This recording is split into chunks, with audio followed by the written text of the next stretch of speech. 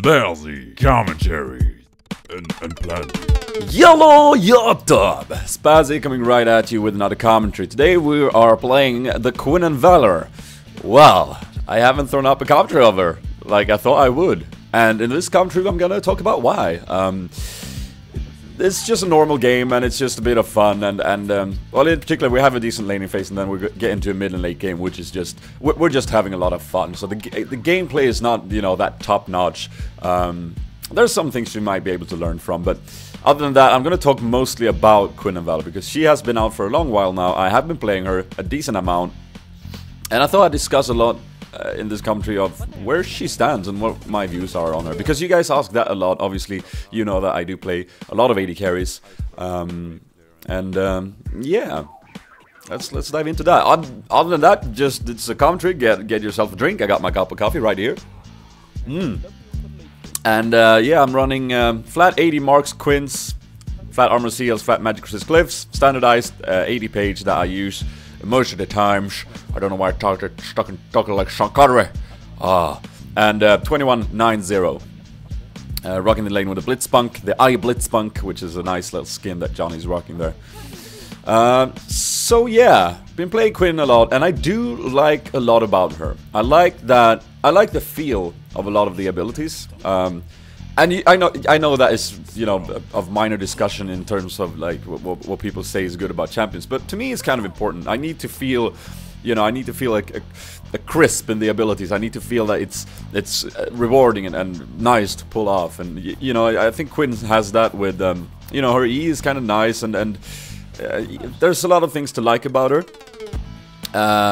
in terms of the feel of the abilities. Now, let's go through the abilities, shall we? The Q is a blind. Now, that makes her a potent 1v1 because shutting down auto attacks is really strong in dueling. But yeah, it's a skill shot and it's an AoE, and it's wave clearing. So I'm just gonna go ahead and say that I think it's a good ability. I really do not see why that is getting some of the hate that it is getting on the discussion forums. People say that it's hard to hit.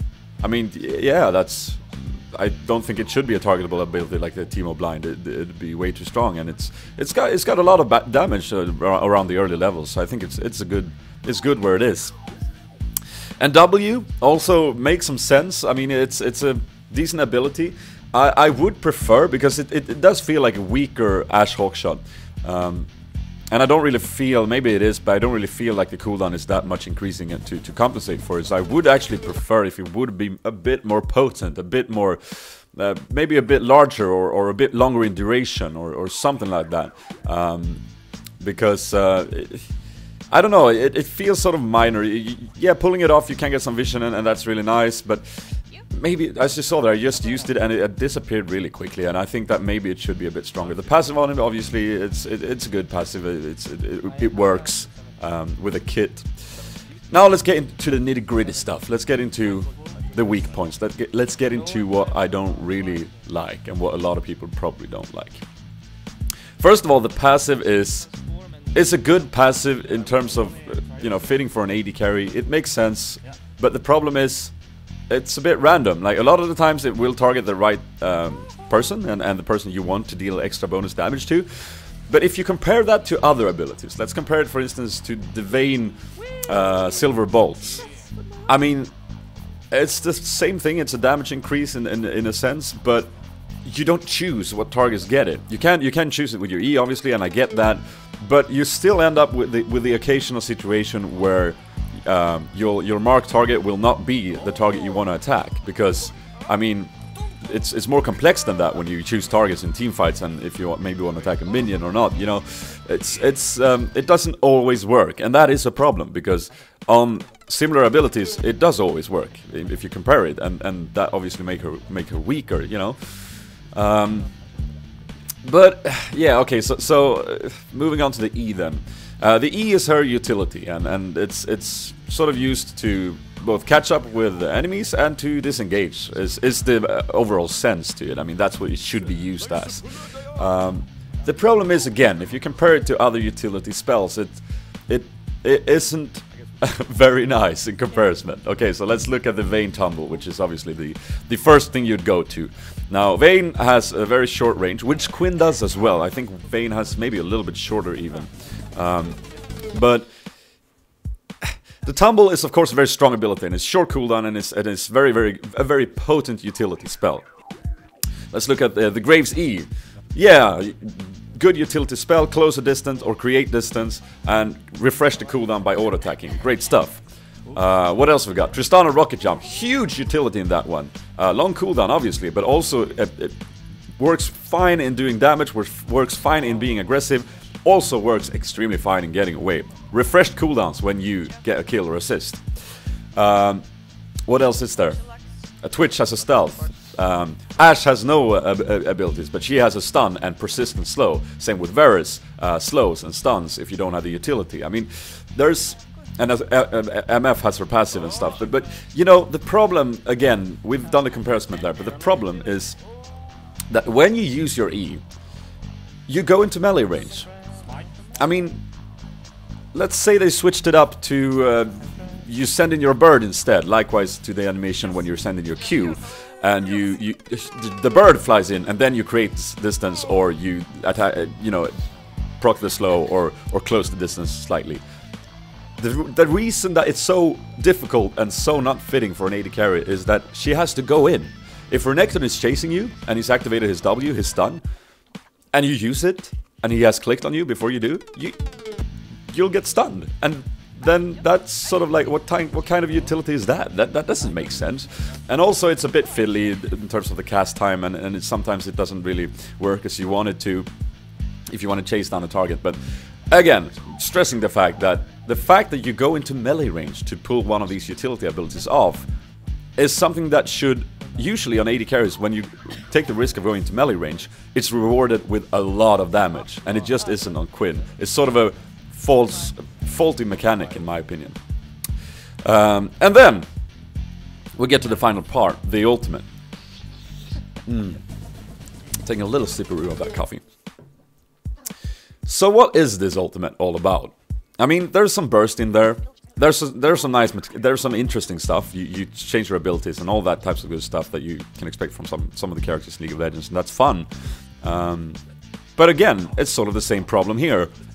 It's an ultimate that requires you, if you want to use it aggressively, if you want to use it to deal damage, you have to go into melee range and attack. You turn into a melee assassin or something, and that is not something that is fitting for an AD carry. It's just not. If you look at different ultimates, you got Graves, long range AoE, Twitch, long range AoE, Tristana, an extremely potent damage ability early on, and then a gap increaser or whatever you get, distance closer is not what it's called, but you know what I mean. Ashe, global map stun, MF, huge long-range AoE. You know, you look at all this AD carry's ultimate, and it fits for a character that's supposed to be on range. And then you look at Quinn, who has two abilities that make sense for an AD carry, and two that doesn't. And that just puts her in an awkward position, because what can the ultimate bring then? Well, it can bring speed, utility, and that can set you up for, I don't know, split pushing. I mean, you could play Quinn like a Teemo, where you just constantly push another lane and use your ultimate to get away, because she does have decent dueling skills as well with her Q and everything. But why would you want to do that when there are better picks? Like, for instance, Teemo is a better split pusher than Quinn ever will be, in my opinion. And you know, you got the split pushing tanks, which obviously has the global presence of getting to the fray, for instance, a Shen. I mean, it just doesn't make sense to play her as a split pusher just because her ultimate sets her up for that. And then you can use it to get away in team fights. Let's say that's your usage of choice, then well, that's just a worse type of ghost that runs off and is not as fast and is, yeah. You guys are probably seeing where I'm getting at here. It's not optimal, nor good, nor really potent at all to have a melee ability on an AD carry. And then you need to start discussing, is it a bruiser? Well, kinda, but still not as potent as every other bruiser out there who has a full kit for bruisers, not only two abilities. And yeah, and I've said already, split pushing, sure, but again, not the most potent split pusher, so all this sort of concludes me to say that Quinn is just not there. And it's really unfortunate. It makes me really sad because, like I said, her kit and her abilities feel crisp and they're fun to pull off. But if she is not up to par with the other picks, then people will not play her. I will play her in a normal every now and again to have fun. But I would like to see her being a potent choice in a ranked game, for instance. And right now, in my opinion, she isn't. And I really do not know what you could do to switch this around. I mean, I obviously talked about the W there, that maybe you could change it so that it's a longer duration. If you look at the E, yeah, I was talking a little bit with my friends the other day about if the E was if you were untargetable during it, so you actually it wouldn't be as if you were in melee range and people wouldn't be able to attack you, then that would be another story.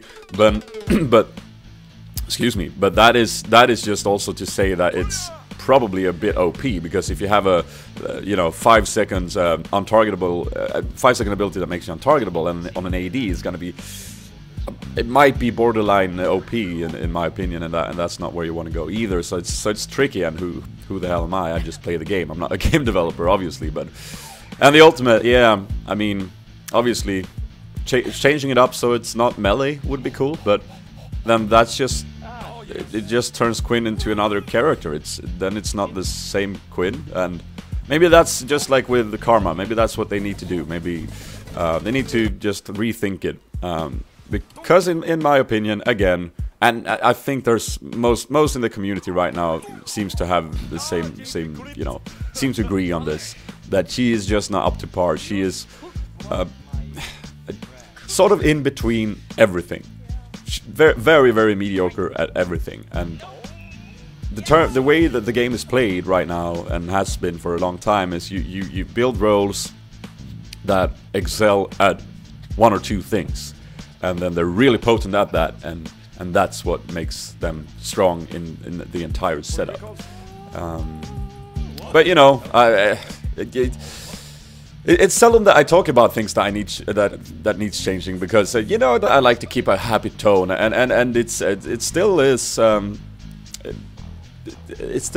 me being happy about Quinn, because I do like her, but it's also the fact that I care a little bit extra about Quinn because she is an AD carry, that I think that I wanted to make this commentary. And you know, it's also maybe a little bit refreshing to get some of the other opinions out there, and most importantly, you guys have been asking a lot of what I thought of her, and I've been explaining myself on the stream over and over. So I thought I'd just do a video on it, so it's there for you to you know, read on. And here you see a perfect example. I go in, I mean, obviously foolishly, because we're darping around in this game, but I go in to burst down a squishy target, and what happens? I get pwned, and that's how it is. I mean, yeah, that was a bad situation to go in, but there won't be many situations where you want to go in, because if you're playing against a team that are not filled with brain farts, they will know that if you go in, you die, and they will make sure of that.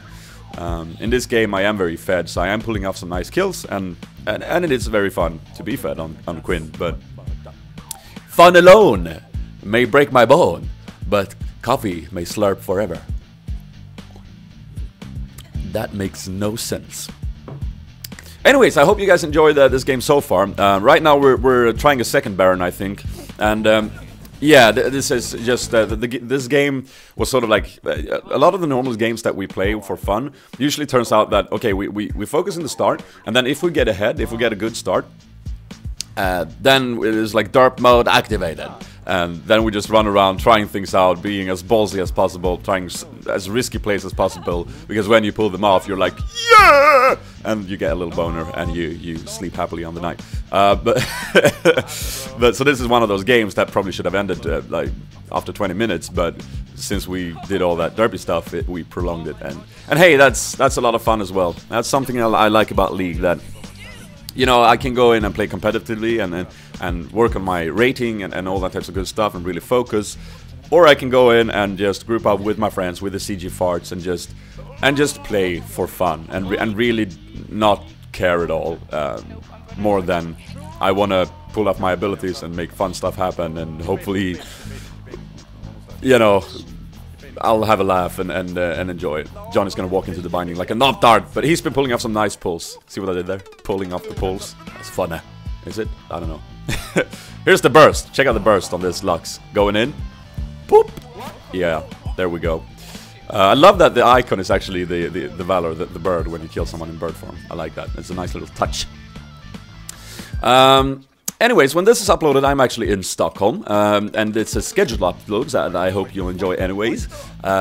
But yeah, there probably won't be much of a stream. There won't be any streams this week, I can guarantee you that. Because I am in Stockholm, and I don't even know why I say probably, because that's how it is. It won't be any streams, unfortunately.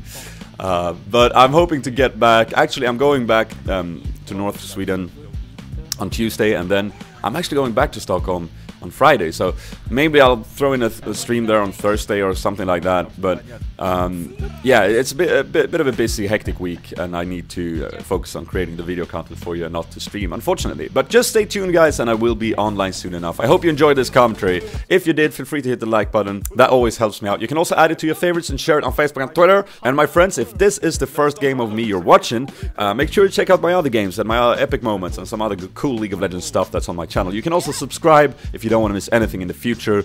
And that is it. This has been Spazzy, and now it's time for the cool new outro window. And I am out. Dudes!